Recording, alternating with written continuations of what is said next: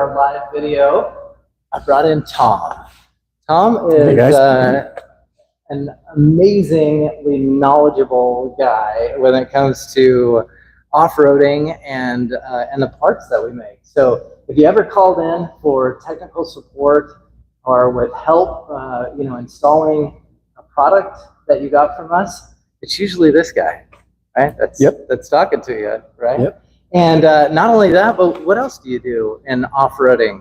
I've been wheeling for about 22 years, mainly Jeep stuff, starting with TJ and had a couple Cherokees and back to YJs where kind of had a few of those as well. And that's my favorite platform myself. Absolutely. Aside from the JKU, like they're phenomenal vehicles. The Gladiators are nice too, but I think my next build might be a JK.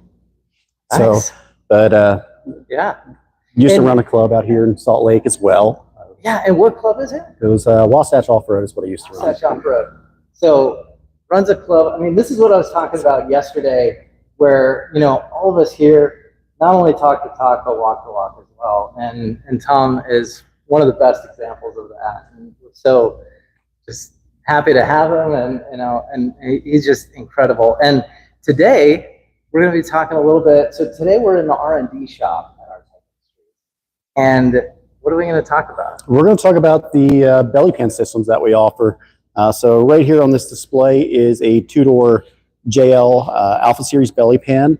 It's going to be all quarter-inch steel, it's going to be all quarter-inch 6061 T6 aluminum, and then the steel brackets we reuse is 3/16 inch steel that is actually zinc plated.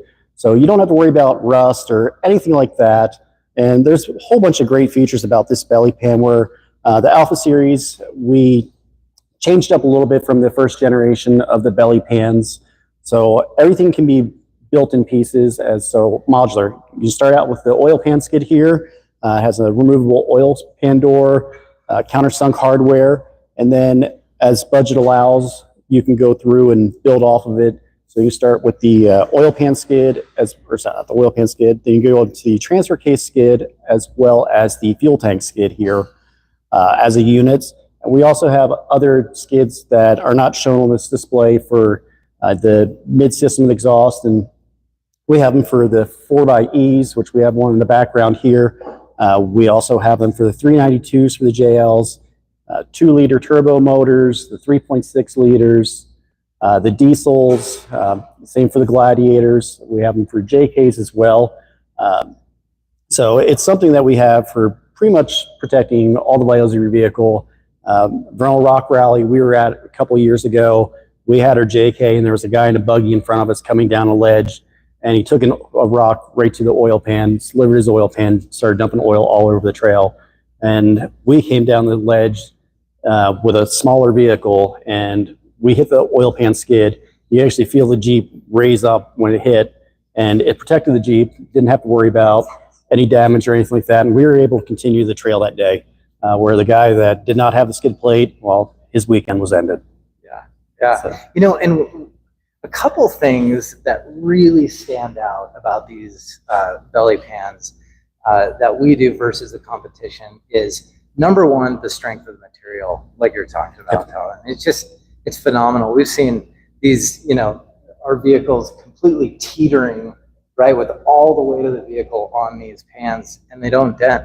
No, it's great. It's incredible. And a lot of people are like, oh man, aluminum, isn't that going to go, get stuck on a rock and not be able to, slide over? But it's not the case, right? No, it's not the case. And my experience, when I first started here, I was like, aluminum belly pans, are we crazy? And I thought steel was superior. And now it's after actually using the product and finding out there are different grades of aluminum. So that's also another thing that sets us apart is the softer material, softer grades like 50-52, that will gall up. That's why a lot of places will use additional things like UHMW on theirs, where we don't need that. All it does is add extra weight, and it's another product that you have to just keep going through once it wears out over and over again. We tried it on some products in the past, you remember the old sliders on the JK, and it would just get wavy over time, and we just switched to aluminum. Good long-term, right? Yep.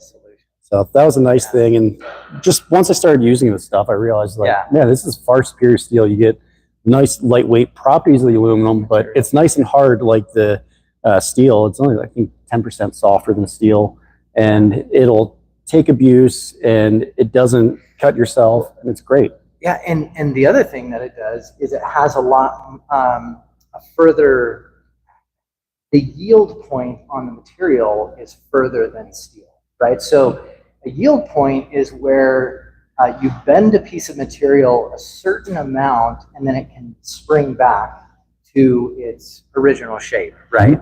With aluminum, you have a much further distance that you can go with this specific aluminum, much further distance you can go than steel.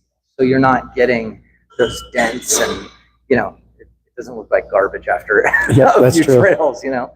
So that's the first thing, right? The first biggest difference. The second one, I feel, is the fitment and just the design of how smooth this is, right? On most of the competition, you see just regular bolts, right? And those are protruding out from the belly pan and hanging you up, right? When you have 3,000-4,000 pounds of vehicle on this rock and you're trying to slide over it, if you have a bolt head sticking down, guess what's going to happen? Yeah, you're going to get. That's your snag point. You're not going to. Yeah. Those are two of the biggest differences. And one thing I enjoy about it. And my favorite part about it as well is it gives you additional clearance. So that's the great thing. Is one thing everybody's trying to do is, well, there's a couple ways to add clearance: increase your tire size or your lift height. But if you're trying to stay low, you still want, without going up in tire size, belly pan's another thing that's going to give you more clearance that you can actually use as well. So that's another great feature of the skid plate itself. So I really like that. I mean, in the 4XE, right, we were just talking about that one. It's over a half-inch of additional clearance. Yeah. And a big reason for that is because on those factory-formed skids, they have some, because it's a thinner material, they have a lot of ribbing and to help strengthen it back behind. So stronger. Yeah, so we have, in addition to that, like it's the amount of coverage you get here. Like you can see, this is pretty much would be the whole underside of a two-door JL. So you're going to have a lot more protection with this than you will over the factory skid plates. The factory skid plate's just going to be the transfer case skid, and it's really, really small. I mean, it's only maybe protecting a 18 by 18 inch area, and the amount of it looks like a lot of material, and you're going to think you're gaining a ton of weight doing this, but with it being aluminum, it's nice and lightweight. You only gain about 40 to 60 pounds depending on the vehicle that you're putting this on, but you're gaining about 90% more coverage, which is awesome. And in the 4XE, it's, I think, yeah, and the 4XE, that thing has, like, that's a super complicated vehicle.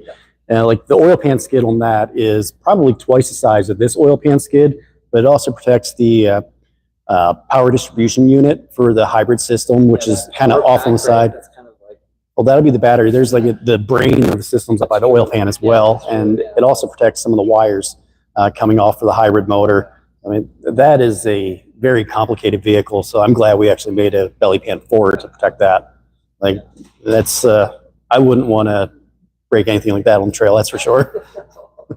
yeah. And let's see, other clearance. I'm trying to think of other great benefits that we have about it. Yeah. The other thing is, you know, when you're going to install these, one thing to note is leave it all loose when you're putting it all together. A lot of people, if you're having trouble, it's typically because you've tried to tighten something down. It looks like you got it right in the right spot, but if you tighten anything down without having to fold it. Yeah, it does go on. Like I've installed several on the vehicles here, taking them on and off, just checking stuff after trips, things like that. And I can knock it out in about 2.5 hours from start to finish. But I've done several of them. If it's your first time doing a belly pan, you're going to spend probably about 4 hours or so, is what most people usually do. And that's just basic hand tools. Laying on the garage floor is where you're going to have that happen. But if you're actually going to go through and have access to a lift, air tools, and things like that, or electric tools like we have here, you can knock it out really fast. So I'd say the only part you really need extra hands for is going to be your fuel tank skid, just because it's awkward. Because it is a large panel, and I'd say have at least 1/8 tank of gas or less, because the fuel sloshing around adds weight. But it's a self-supporting unit, and it's not too bad to do yourself. But if you have a buddy helping you out, it's even better, because a lot of times you can be under the vehicle, and it's basic hand tools. So once you usually get a couple tools, like that's all you really need. There's really, with the JL stuff, there's really no cutting that you really need to do, or the Gladiators. There may be one hole on like one specific model that you need to drill. But we do have like supplied flag nuts, things like that, to go in. Like one hole used to be threaded on the JL, and Jeep changed it in 21 to where it's a blind hole now. So that's why we had the flag nut. Motor mounts, we do get a lot of questions about the motor mounts. There is a factory welded nut on the JL 3.6 liters that the bolt comes out from the top, not the nut coming off the bottom, because that's actually welded onto your motor mount. But we do have supplied longer hardware to actually replace that too. So it takes care of that issue. You know, guys, this is the knowledge that you get, right, when buying a product from specifically this belly.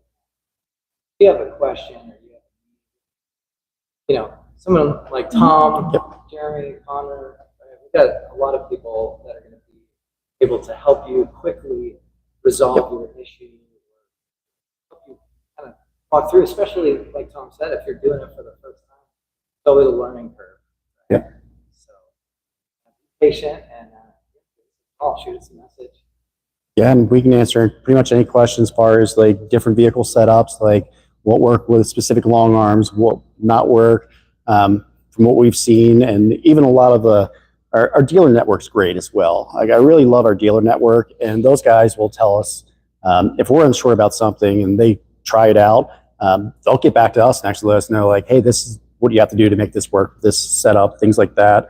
But just even our product knowledge and things like that, from just being enthusiasts and working in the industry and going to different events, like the off-road industry. I mean, it is a small world, even though it's a big industry. Like everybody kind of knows everybody. So like we all have friends throughout the industry. So everybody's always kind of trying to help out the other guy, and knowledge is just spread so easily. And that's one of the biggest things for me with learning a lot of my stuff was I was just a young kid just going over local off-road club back home. I just go over a guy's garage, and he just kind of showed me the ropes, because I had no idea what I was doing. I started out with sports cars and drag racing, and ended up getting involved with off-roading, and it's kind of turned into a passion, which has turned into a career. Like I've been here for a little over 7 years, and still enjoy it every day. And it's a great place to work, great environment, and obviously it's got all kinds of perks. Like you get to go to big events and things like that, which drive these awesome vehicles that the company's built off, and show everybody everything, and still get to spread my knowledge, which is awesome, and get to meet my customers. Yeah, and that's that's where we get to interact with you guys, and see you and hear your stories, and help you in person, get to know you and what your needs are. And we want to encourage you to leave comments on these and let us know what you want to see, what we can maybe help you out with, and how we can better serve you. So thanks so much for being customers and enthusiasts of off-road, the off-road industry, and for Artec Industries. We can't wait to do more of this with you. So thanks so much.